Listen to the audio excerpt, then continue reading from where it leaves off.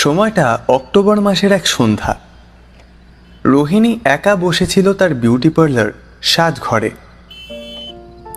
আজ একসঙ্গে অনেকগুলো ইভেন্টের কাজ শেষ করে বেশ খানিকটা ক্লান্ত বোধ করছে রোহিণী।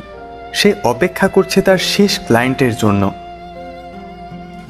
সারাদিনের দৌড়ঝাঁপের ফলে শরীরটা যেন আর সাড়া দিচ্ছে না রোহিণীর, আর একটুও কাজ করতে ইচ্ছে করছে না। তবে কি আর করা যাবে, অ্যাপয়েন্টমেন্ট যখন দিয়েই দিয়েছে তখন তো আর এই শেষ মুহূর্তে দাঁড়িয়ে না করা যায় না। তাছাড়া এই কাজটার শেষে রোহিণীর পকেটে যে টাকার অঙ্কটা ঢুকবে সেটাও নেহাত কম নয়। ঘড়িতে তখন সময় রাত 8:21। রিসেপশনের কাঁচের দরজা ঠেলে ভেতরে প্রবেশ করলো এক তরুণী।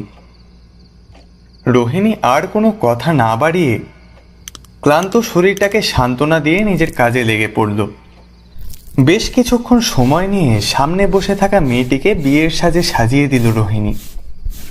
সমস্ত কাজকর্ম মিটে যেতেই পার্লার বন্ধ করে বাড়ি ফেরার পথ ধরল সে।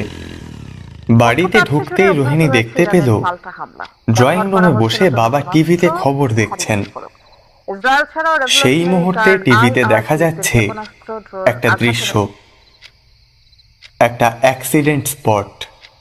শোনা যাচ্ছে নিউজ প্রেজেন্টারের গলা। তিনি বলছেন,